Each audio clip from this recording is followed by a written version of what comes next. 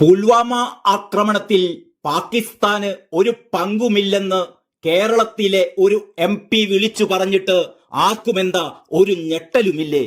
പുൽവാമയിൽ ഇന്ത്യ തന്നെയാണ്, അതായത് നരേന്ദ്രമോദി സർക്കാർ തന്നെയാണ് സ്ഫോടനം നടത്തി നമ്മുടെ സൈനികരെ കൊന്നതെന്നാണ് ആന്റണി എന്ന അധമനായ നികൃഷ്ട ജീവി വിളിച്ചു പറഞ്ഞിരിക്കുന്നത്. ഇതൊക്കെ ചെയ്തിട്ടാണത്രേ കഴിഞ്ഞ തവണ BJP ഇലക്ഷൻ ജയിച്ചതെന്നാണ് ഈ നെറികെട്ടവൻ പറഞ്ഞു വെക്കുന്നത്. തിരഞ്ഞെടുപ്പ് കാലത്ത് ഇത്തരമൊരു നികൃഷ്ടാരോപണം ഉന്നയിക്കാൻ ഒരു MPക്ക് കഴിയുന്നത് ഇയാൾ കേരളത്തിലായതുകൊണ്ട് മാത്രമാണ്. OYCയെ പോലുള്ള അതിതീവ്ര ഇസ്ലാമിസ്റ്റുകൾ പോലും പറയാത്ത കാര്യമാണ് ആന്റണി എന്ന ഇപ്പോൾ പത്തനംതിട്ടയിൽ കോൺഗ്രസിന് വേണ്ടി മത്സരിക്കുന്ന അധമനായ ഈ MP വിളിച്ചു പറഞ്ഞിരിക്കുന്നത്. ഇയാൾ എന്താ പാകിസ്ഥാന്റെ MP ആയിരുന്നോ? മറുപടി പറയേണ്ടത് കോൺഗ്രസിന്റെ തലമൂത്ത നേതാക്കന്മാരാണ്. കോൺഗ്രസിൽ നിന്ന് BJPയിലേക്ക് പോയ പത്മജ വേണുഗോപാലിന്റെ പിതൃത്വത്തെ വരെ ചോദ്യം ചെയ്ത രാഹുൽ മാങ്കുട്ടത്തെ പോലുള്ള യുവ നേതാക്കൾ എന്താ ഈ അധമന്റെ വാക്കുകൾ കേട്ടില്ലേ? എന്താ നിങ്ങൾക്കും ഇതേ അഭിപ്രായമാണോ?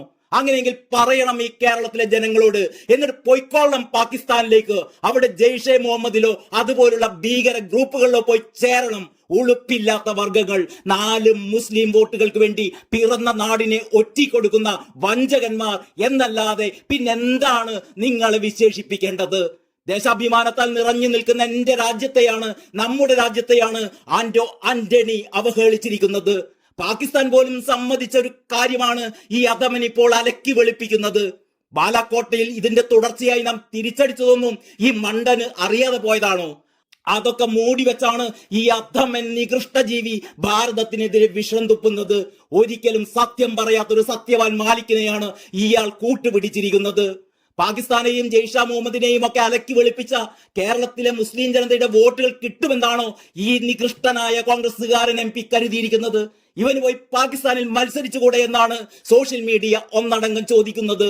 പത്തനംതിട്ടയിലെ സമ്മതിദായകർ വോട്ട് ചെയ്യുമ്പോൾ ഇക്കാര്യമൊക്കെ ഒന്നോർത്താൽ അവർക്ക് നല്ലത് എന്നും സോഷ്യൽ മീഡിയ മുന്നറിയിപ്പ് നൽകുന്നു. ഇത് ഇന്ത്യ വിരുദ്ധ പ്രസ്താവനയാണ്, കൂറ് പാകിസ്ഥാനോടാണ് എന്ന് ധൈര്യമായി വിളിച്ചു പറയുകയാണ് ഇതാ ഈ കേരളത്തിൽ നിന്നുകൊണ്ട് ഒരു നെറികെട്ട MP. ഇന്ത്യയിൽ ഒരു തിരഞ്ഞെടുപ്പ് വേളയിൽ ഒരു MP പാകിസ്ഥാന് വേണ്ടി വാദിക്കുക. മുഴുവൻ മലയാളികളുടെയും നെഞ്ചിലേക്കാണ് ഇവൻ നിറയൊഴിച്ചിരിക്കുന്നത്. ഇയാൾ പാകിസ്ഥാൻ ചാരനാണോ എന്നാണ് ഇനി അന്വേഷിക്കേണ്ടത്. 2019 ഫെബ്രുവരി 14 ജമ്മു ശ്രീനഗർ ഹൈവേയിൽ പുൽവാമ ജില്ലയിൽ സംഭവിച്ച പാകിസ്ഥാൻ ഭീകര ആക്രമണത്തെ കുറിച്ചാണ് ഇയാൾ ഈ കള്ളക്കഥ മെനയുന്നത്. IED സ്ഫോടക വസ്തുക്കളുമായി വന്ന ഭീകരന്മാർ നമ്മുടെ സൈനികരുടെ കോൺവോയെ ആക്രമിക്കുകയായിരുന്നു. 42 സൈനികരാണ്, CRPF ജവാന്മാരാണ് അവിടെ വീരമൃത്യു വരിച്ചത്. ഇതിൽ പ്രധാന പ്രതി ആദിൽ അഹമ്മദ് ദർ എന്ന പാകിസ്ഥാനി ഭീകരനും ആ സ്ഫോടനത്തിൽ കൊല്ലപ്പെട്ടു. പാകിസ്ഥാനിലെ ജെയ്ഷെ മുഹമ്മദ് ഭീകരവാദി ഗ്രൂപ്പിൽപ്പെട്ടവരാണ് ഈ ആക്രമണത്തിന് പിന്നിലെന്ന് പിന്നീട് നടന്ന അന്വേഷണത്തിൽ വ്യക്തമായി. മാത്രമല്ല ഈ സ്ഫോടനത്തിന്റെ ഉത്തരവാദിത്തം ജെയ്ഷെ മുഹമ്മദ് ഏറ്റെടുത്തതുമാണ്. ഈ സ്ഫോടനത്തിൽ അറസ്റ്റിലായ 7 പേർ ഇപ്പോഴും ജയിലിലുണ്ട്.